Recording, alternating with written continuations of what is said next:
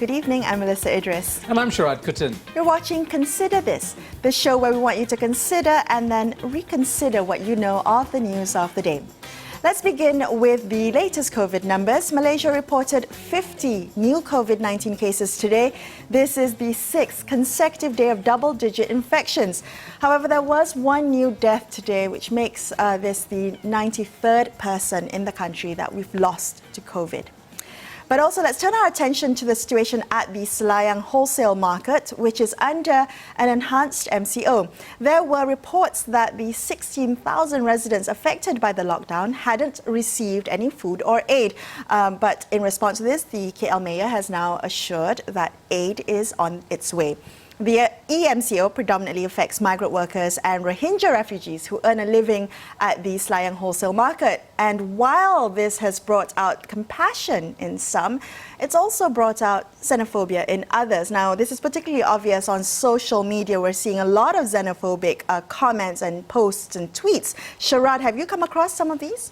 Well, not personally, Melissa, because I tend to scroll very quickly through, the nasty bits of social media. But I think what we've seen over the last couple of weeks, of course, is that existing attitudes, especially ones that are very negative, have tended to rear their ugly head during this time. So a crisis just exacerbates suspicion, hatred, concern, anxiety about strangers in our midst, and so on and so forth. I mean, one of the chief ways in which people misunderstand this particular crisis is to kind of somehow attach meaning to the cluster. So if you have a cluster that has perhaps migrant workers, you think there's something about migrant workers that's bringing the disease. Right? What about the tablet cluster? We were talking about with the tablet cluster, it was, questions of religion, it was questions of irresponsibility. All these things suddenly get projected onto that cluster. I mean, it is a disease and it can affect anybody from Boris Johnson down to, Boris Johnson because he's living in the US,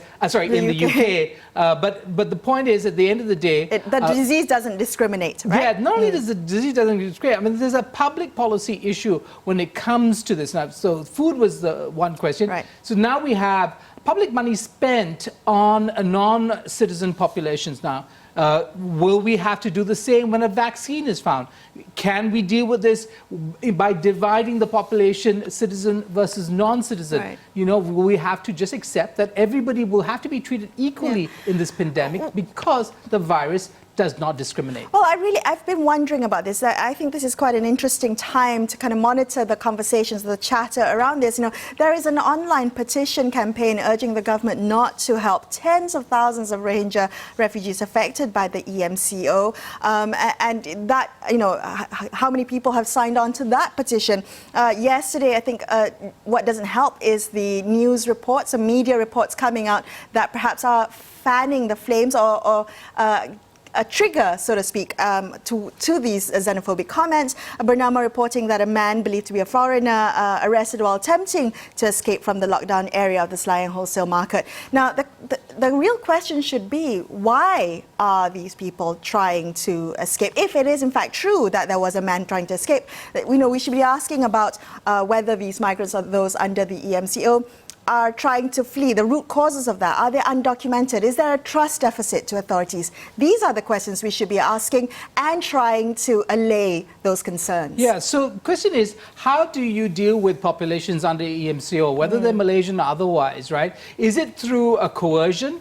Or is it through cooperation? Now, how do you incentivize cooperation? Because that seems to be the more lasting, perhaps more effective way of doing it. It's not just for politically correct reasons, Melissa, that I say this, but it's just that when people are all of a similar mind about the need to battle this, and they are convinced that, in fact, staying put or practicing social distancing is beneficial to all, they will do it. Yes. Right? So, yes, you can erect watchtowers and you can have men with guns patrolling, but that's the coercive end of the strategy. And perhaps you have to have both in your bag of tools.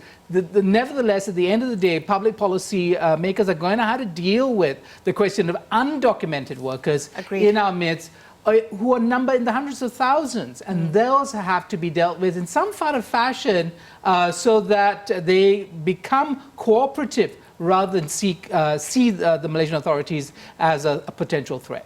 Well, speaking of the Rohingya community, according to Lilian Fan from the Asia Pacific Refugee Rights Network, refugees are facing difficulties in paying rent. Some have been evicted and are living in the streets right now. Now, this so-called rent crisis is not limited to just refugees. In fact, many in the low-income group are also at risk as their ability to earn a living is in jeopardy due to the pandemic. Now, what we're also seeing is that it's not just limited to, to the B40 group or to migrant workers or to refugees. It is many people are at risk because their incomes are at risk from the MCO.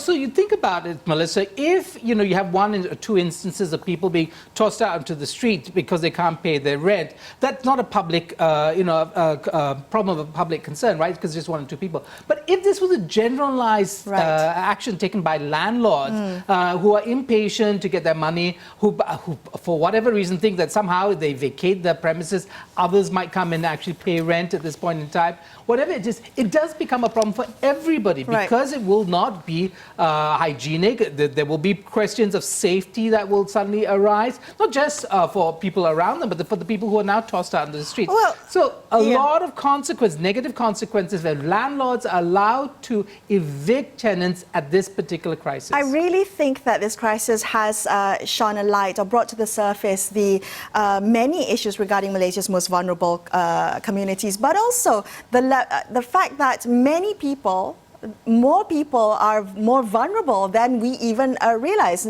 Most are more vulnerable than they appear. I'm thinking back to a Bank Negara survey that found 86% of urban households have zero savings. 86% have zero savings, and that most people, or I think 75% of Malaysians, said it was a challenge to raise 1,000 ringgit in cash in the event of an emergency. Now think about that. Most people are just one bad month away from financial hardship, and that's a real concern. Yeah, and it's not just people, as you might notice, people in the B40. It might actually be people in the M40 as well, who, for whatever reason, in terms of their businesses, are now taking a hit.